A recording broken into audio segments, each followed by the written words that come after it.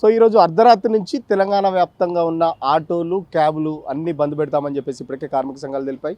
So ఇదే అంశంపై మనతో మాట్లాడడానికి ఆటో డ్రైవర్ల సంఘం సంబంధించి వేమూరి మారన్ ఉన్నారు. మాట్లాడించే ప్రయత్నం చేద్దాం. బ్రదర్, ఏంటి ప్రభుత్వం ఏమో చర్చలకు పిలుస్తుంది, మరి మీరేమో బంద్కు సంబంధించి ఏం చెప్తారు? మరి ఇప్పుడు మీ ద్వారా తెలంగాణ ప్రజలకు ఆటో కార్మికులకు ఈ కన్ఫ్యూజన్ కోసం మాట్లాడుతున్నా. మంత్రి గారు, రవాణా శాఖ మంత్రి గారు ఈ ఒక్కసారి కొత్త ఏం కాదు. మేము సమ్మెకు పోయినప్పుడల్లా పిలుస్తా విరమించుకోరు అంటాడు. ఇప్పుడు మాకు ఇంటెలిజెన్స్ వాళ్ళ ద్వారా ట్రాన్స్పోర్ట్ కమిషనర్ వాళ్ళ అసిస్టెంట్ ద్వారా ఫోన్లో వచ్చినాయి మా నాయకులకు. 6 గంటలకు మేము చర్చలో పిలుస్తాం, సమ్మె విరమించాలని చెప్పి మంత్రి గారు చెప్పారని. మంత్రి ఇప్పుడు హుస్నాబాద్ అనే నియోజకవర్గంలో ఉండి అక్కడ మాట్లాడిన అని చెప్పి ఇప్పుడు మంత్రి గారు వీడియో రిలీజ్ చేసిండు. నేను ఇప్పుడు అది కూడా నేను చూసిన. మేము ఇప్పుడే ఒక 1 అవర్ క్రితమే మేము తెలంగాణ భవన్లో ప్రెస్ మీట్ పెట్టి అక్కడ అన్ని సంఘాలను కలుపుకొని పెట్టడం జరిగింది. నేను ఏమంటున్నా అంటే, మేము హామీ ఇస్తున్నా, చూస్తున్నా, మీ సమ్మె విరమించుకొని ఇవి కాదు మాకు కావాల్సింది. ప్రభుత్వ యంత్రాంగం అంతా మీ చేతులు ఉంటుంది. కన్సల్ట్ కమిషనరు, చీఫ్ సెక్రటరీ మీ చేతులు ఉంటారు. ఆ ఫోన్ ఏదో ఆ డిమాండ్ నెరవేర్చుకొని వాళ్ళని కూర్చొని మాట్లాడుకొని వాళ్ళు ఏమున్నాయో చూసి మాట్లాడి జీవో అని చెప్పు. మీరు జీవో ఇవ్వండి. జీవో సమ్మె మేము ఉధృతం చేసినప్పుడల్లా నువ్వు ఏదో ఒక ప్రెస్ మీట్ పెట్టి దాన్ని గ్రూప్లలో పెట్టించి కొంతమంది పలికిమాల కొడుకులు ఎవడో విజిటింగ్ కార్డు సంఘాలు పోయి ఆ పక్కన కూర్చొని పెట్టిస్తే లక్షల మంది ఉన్నప్పుడు క్యాబ్ వాళ్ళు, ఆటో వాళ్ళు, స్కూల్ వ్యాన్ వాళ్ళు 15 లక్షల మంది ఉన్నారు ఈ రాష్ట్రంలో. ఇది రాష్ట్ర వ్యాప్త సమస్య. ఇప్పుడు మేము ఏమంటున్నామంటే, హైదరాబాద్, గ్రేటర్ హైదరాబాద్ పరిధిలో 2 లక్షల మందికి ఆటో మీటర్ ఛార్జీలు పెరగాలని చెప్తున్నాం. అది న్యాయమైన డిమాండ్ అని మంత్రి ఇప్పుడు నేను వీడియో చూసి చెప్తుండు. నీ పద్ధతిలో న్యాయమైన డిమాండ్. రవాణా శాఖ ఏదైతే సంక్షేమ బోర్డు అడుగుతున్నామో అలా ఆటోలు ఉన్నారు, క్యాబ్ వాళ్ళు ఉన్నారు, వ్యాన్ వాళ్ళు ఉన్నారు, ఒక లారీ వాళ్ళు ఉన్నారు, అందరు సంబంధించి రాష్ట్ర వ్యాప్తంగా సంబంధించిన ఈ 2 అన్న నెరవేర్చు. ఈ 2 నువ్వు డబ్బులు ఖర్చు పెట్టని పనులు కదా. 12,000 అంటే నువ్వు బడ్జెట్ పెట్టాలి, నువ్వు ఏదైతే నువ్వు మీటింగ్ పెట్టుకోవాలి, మీ క్యాబినెట్ తీర్మానం చేయాలి, పెద్ద పని అది. ఈ 2 ఈజీ కదా. ఓలో ఊబర్ సంస్థలు నిలువు దోపిడీ చేస్తున్నాయి. మేము మీ ప్రభుత్వం వచ్చిన కాంచెలు మొత్తుకుంటున్నాం. వాళ్ళు మీటింగ్ పెట్టావు. మాకు కావాల్సింది హామీలు కాదు. హామీలు ఇవ్వనప్పుడు మీ ముఖ్యమంత్రి ఎలక్షన్లలో దేవుళ్ళ మీద ఒట్టేసి హామీలు ఇచ్చిండు. మరి దేవుడిని అటు ఒట్టేసింది కదా ముఖ్యమంత్రి తెలియదా? మరి దేవుని మీద ఒట్టేస్తప్పుడు మరి వీళ్ళు హామీ నెరవేర్చాలి. 3 ఏళ్ళు అవుతుంది. మేము అడిగేది ఏంటంటే, మేము రావను. ఇప్పుడు రవాణా శాఖ మంత్రి ఆఫీస్కు మీరు రండి అని చెప్పి మాకు ఇప్పుడు ఇంటెలిజెన్స్ వాళ్ళ పోలీసుల ద్వారా ఫోన్లు చేయించారు. మేము రామన్నాం. మేము పక్కనే ఉన్నాగా మేము రాము. మీరు మంత్రి మీటింగ్ పెట్టండి, లేదా మీరు మీటింగ్ పెడితే జీవో రిలీజ్ చేయండి. అది మాకు కావాల్సింది. అంతేగాని మీరు ఎంతసేపు హామీలు ఎవరు కావాలి? హామీలు 3 ఏళ్ళు అయింది, ఇంకేం హామీలు? క్యాబినెట్లో కూడా నిర్ణయించినాం, సంక్షేమ బోర్డుకు సంబంధించి త్వరలోనే మార్గదర్శకాలు కూడా ఇస్తామని చెప్పేసి మంత్రి చెప్తున్నారు కదా. ప్రజలు ఇబ్బంది పడతారు, సామాన్య ప్రజలను ఇబ్బంది పెట్టొద్దు అని కూడా మంత్రి రిక్వెస్ట్ చేస్తున్న పరిస్థితి. మరి మీరేమన్నా తగ్గే పరిస్థితి ఉందా ఏంటి అసలు? ఇక్కడ క్యాబినెట్ విషయం మాట్లాడినాక మీరు 2వ విషయం మాట్లాడతా. క్యాబినెట్ పెట్టినామని చెప్పి ఆయన అనుకుంటే కాదు. మేము తెలంగాణ ఉద్యమంలో, తెలంగాణ రాష్ట్ర వ్యాప్తంగా తెలంగాణ రాష్ట్ర సాధన ఉద్యమంలో ఆటో కార్మికులము మా ఉడత భక్తిగా లక్షలాది మంది తెలంగాణ ఉద్యమంలో పాల్గొన్నామని కేసీఆర్ గారు స్వయంగా ఏదైతే ట్యాక్స్ మాఫీ చేసిండు, రవాణా పన్ను మాఫీ చేస్తే ఏం చేసిండు తెలుసా? ఈ దేశంలోనే మొట్టమొదటి రాష్ట్రం తెలంగాణ ఏర్పడ్డాక మొదటి క్యాబినెట్ పెట్టి తీర్మానం చేసి ఆటో డ్రైవర్లకు రవాణా పన్ను 77 కోట్ల రూపాయలు మాఫీ చేసి సంతకం పెట్టిండు కేసీఆర్. నువ్వు అట్లా పెట్టినావా? నువ్వు క్యాబినెట్ నువ్వు పెట్టుకుంటే ఎట్లా? మీ మీడియా వాళ్ళు ఉండాలి, పేపర్ వాళ్ళు ఉండాలి, మేము ఉండాలి. మేము లేకపోని అధికార యంత్రాంగం మీడియాతో ఉండాలిగా, ప్రపంచాన్ని తెలవాలి కదా నువ్వేం చేస్తున్నావు. కేసీఆర్ గారు స్వయంగా తీర్మానం చేసి మొదటి క్యాబినెట్ మీటింగు ఆటో డ్రైవర్ల మీదనే పెట్టిండు. 2వది 5 లక్షల ప్రమాద బీమా మే సందర్భంగా స్వయాన కేసీఆర్ గారే మీటింగ్ పెట్టి అప్పుడు మే 2015 మీటింగ్ పెట్టి 5 లక్షల ప్రమాద బీమా ఇచ్చిండు. దాన్ని కూడా రేవంత్ రెడ్డి మింగేసిండు. నువ్వు తప్పుడు వాగ్దానాలు చెప్తట్లు ఇప్పుడు రావట్లేదు. 5 లక్షలు ఎవరైనా ప్రమాదంలో చనిపోతే 5 లక్షల బీమా అనేది మీకు రావట్లేదు ఇప్పుడు? సార్ మీ మీడియా ద్వారా నేను ఇది టెలికాస్ట్ చేయాలి, మళ్ళీ చెప్తున్నా. ఇది చాలా దుర్మార్గమైన మోసం. ఇది నువ్వు ఉన్న ఇచ్చుడు దేవుడుకు కేసీఆర్ గారు పెట్టిన 5 లక్షల ప్రమాద బీమా ఆటో డ్రైవర్లకు, హోమ్ గార్డులకు, మీ మీడియా కెమెరామ్యాన్లకు పెట్టినటువంటి 5 లక్షల ప్రమాద బీమా రేవంత్ రెడ్డి తీసేసిండు. మేము నెత్తి కొట్టుకొని చెప్పినా వాళ్ళు ఇంటలేరు, మీ మీడియా వాళ్ళు చూపిస్తలేరు. నువ్వు ఇచ్చుడు సంగతి దేవుడు వరకు ఈ ఉన్న స్కీమ్ తీసేసిండు. 2వది ఇప్పుడు ఆటో డ్రైవర్లకు లైసెన్స్ వస్తలేదు. ఇది ఎవరు చెప్పాలి?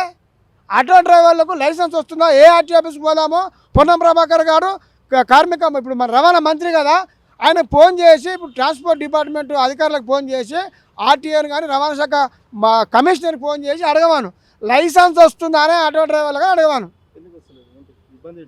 సెంట్రల్ గవర్నమెంట్ అది భారత అది శారది వెబ్సైట్ అని చెప్పి ఒకటి ఆన్లైన్ తీసుకొచ్చింది. అది ఇలా లైసెన్స్ పెడితే అది ఆటో కొడితే అది కార్ వస్తుంది. నాకు వస్తుందా? బళ్ళు సీజ్ చేస్తుర్రు ట్రాఫిక్ పోలీసు వాళ్ళు, తీసుకుపోయి గోషమేళ పిఎస్లో పెడుతురు. అలా నువ్వు ఉన్నది పోగొట్టిన దీసంగా చూడు. రెండోది, మీరు ఏదైతే ఈ చాలన్లు ఉంటాయో ఒక్కొక్క ఆటోకు మేము మా వృత్తిరీత్యా రోజు 100 సిగ్నల్ దాటుతాం. అక్కడనో ఇక్కడనో దింపిన కానో ఎక్కించ కానో ఫోటోలు కొడతారు. ఇలా ఒక్కొక్క బండికి 10,000, 20,000, 30,000, 50,000 వచ్చినాయి. మరి అదే టీఆర్ఎస్ గవర్నమెంట్ 10 ఏళ్ల కాలం వల్ల 4 సార్లు మాఫీ చేసిండు. 80%, 25%. అంటే ఇప్పుడు నాకు 10,000 వచ్చింది అనుకో, నేను ఒక 500, 2,000 కడితే మాఫీ చేసిండు. మరి ఆ పని ఎందుకు చేస్తున్నావు? 3 ఏళ్ళ ఉంది ఆభరణ చేయాలిగా. ఆయన మేనిఫెస్టోలో పెట్టిరు, ఇంకా కేసీఆర్ పెట్టలే. వీళ్ళు పెట్టిర్రు, కాంగ్రెస్ వాళ్ళు ఏమని పెట్టిర్రు, మీకు ఈ చాలంలో ఏదైతే ఉంటాయో బకాయిలు ఉంటాయో బకాయిలు 80% మాఫీ చేస్తామని చెప్పి మేనిఫెస్టోలో పెట్టిండు. మరి ఆ పని ఎందుకు చేస్తలేవు? రెండోది, ఆటో నగరాలు ఏర్పాటు చేస్తాం ఆటో డ్రైవర్లకు మేనిఫెస్టోలో పెట్టిండు, వాళ్ళు పెట్టిందే. మరి ఆటో నగరాలు దేవుడు ఎరుగు, నీ ఇందిరా మిల్ల స్కీమ్ ఉంది అలా పెట్టు. ఎందుకు పెడతలేవు? నీ చేతుల పని కదా, మీకు సోయలేదు. మీరు ఏం పెట్టిరో మీకు సోయలేదు. ఏంటి ప్రధాన డిమాండ్లు ఏంటి? మీరు బంధుకు పోవాల్సిన గత్యంతరం లేకనే బంధువు పోతున్నారు. మరి ఏం చెప్తారు? ప్రజలు కూడా చాలా వరకు ఇబ్బంది పడతారు. చాలా ఆటోలు కూడా చాలామంది మధ్యతరగతి కుటుంబాలు, పేద వర్గాలు ఎక్కుతూ ఉంటాయి కదా, మరి ఏం చెప్తారు? మరి మేము ప్రజల్ని ఇబ్బంది పెడుతున్నాం కాదు, ప్రజలకు సౌకర్యంగా మేము అందుకనే ఏం చెప్పినామంటే ఈరోజు మీటింగ్లో నేను అలా చెప్తున్నాను మీ ద్వారా కూడా, తెలంగాణ రాష్ట్ర ప్రజానీకానికి కానీ ప్రత్యేకించి ఆ గ్రేటర్ హైదరాబాద్లో జిల్లాలో ఉన్నటువంటి స్కూల్ పేరెంట్స్ ఎవరైతే ఉన్నారో స్కూళ్ళకు ఆటోలు, స్కూల్ వ్యాన్లు ఎక్కువ సంఖ్యలో లక్షలాది మంది సర్వీస్ చేస్తున్నాం. మీ అందరికీ అప్పీల్ చేస్తున్నాం, మీరు మాకు సహకరించండి. మా డిమాండ్లు ఏం చెప్తున్నాం అంటే, ఇవాళ కాంగ్రెస్ ప్రభుత్వం వచ్చినాక ఈ రాష్ట్రంలో 210 మంది ఆత్మహత్య చేసుకొని చచ్చిపోయారు ఆటో డ్రైవర్లు. ఆ కుటుంబాలు రోడ్డున పడ్డాయి. ఇంకింతమంది చచ్చిపోవద్దంటే మీరు ఏదైతే మహాలక్ష్మి పథకం తీసుకొచ్చి మమ్మల్ని రోడ్డున పడేసారో దానికి తోడు ఇప్పుడు కొత్తగా ఏం చేసారు, మేము ఇక సమ్మెకు పోవాల్సిన పరిస్థితి ఎందుకు వచ్చిందంటే, ఈ ఈవీ వెహికల్స్ ఏదైతే తీసుకొచ్చిండో అవి తీసుకొచ్చి ఆర్టీసీకి అనుసంధానం చేస్తాను బండ్లు రెడీగా పెట్టిండు ఏజెన్సీలకు ఇచ్చి. ఇవాళ బటన్ నొక్కితే రోడ్డు మీదకి వస్తాయి. ఇక మేము బొందల పోగుడే, కుటుంబాలతో బొందల పోగుడే. ఇప్పుడు ఆ డ్రైవర్లే చచ్చిపోతారు, ఇప్పుడు కుటుంబాలతో చచ్చిపోవాల్సి వస్తుంది. నువ్వు దాన్ని క్లారిటీ ఇస్తలేడు. First mile to last mile అని చెప్పి మేము ప్రజల సౌకర్యం రీత్యా తీసుకొచ్చామంటారు. మేమేమంటున్నాం అంటే, అంత మంచి మాట చెప్తున్నాగా రవాణా శాఖ మంత్రి, నువ్వు గవర్నమెంట్కి మా మీద ప్రేమ ఉంది కదా, నువ్వు ఒక పని చేయని చెప్తున్నాను. నేను నా సంఘంగా నా వ్యక్తిగత జేఏసీగా మేము ఏం చెప్తున్నాం అంటే, నువ్వు 200 కోట్లు కేటాయించు, 200 కోట్లు కాదు ఇంకా 2,000 కోట్లు కేటాయించి ఏం చేయాలంటే, ఈ రంగంలో ఉండేటోళ్ళు ఎవరు? ఎస్సీలు, ఎస్టీలు, బీసీలు, మైనార్టీ, బడుగు బలహీన వర్గాలకు సంబంధించిన ఆటో డ్రైవర్ పిల్లలు ఈ ఫీల్డ్ ఉన్నారు. మాకు చట్టబద్ధంగా రాజ్యాంగబద్ధంగా సబ్సిడీ వచ్చే అవకాశం ఉంది.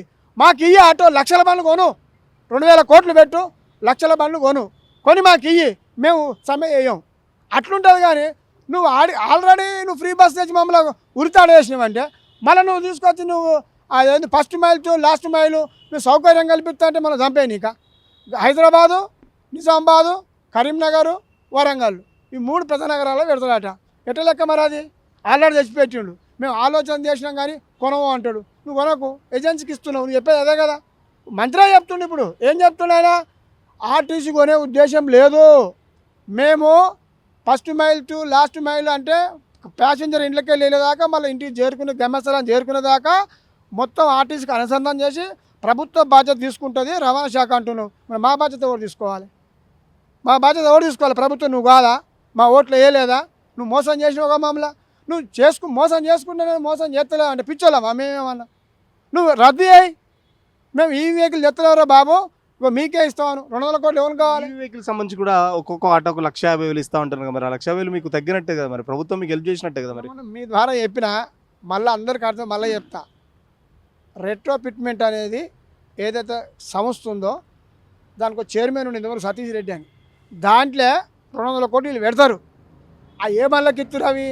18,000 బండ్లు ఈ హైదరాబాద్ నగరంలో డీజిల్, పెట్రోల్, గ్యాస్ బండ్లు ఉన్నాయి.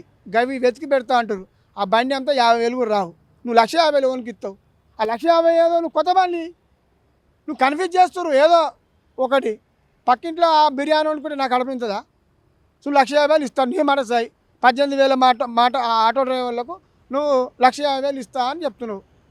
ఉద్యమం చేసేది 10 లక్షల మంది, మేము రోడ్డు మీదకి వచ్చేది 10 లక్షల మంది, నువ్వు ఇస్తానది 18,000 మందికి.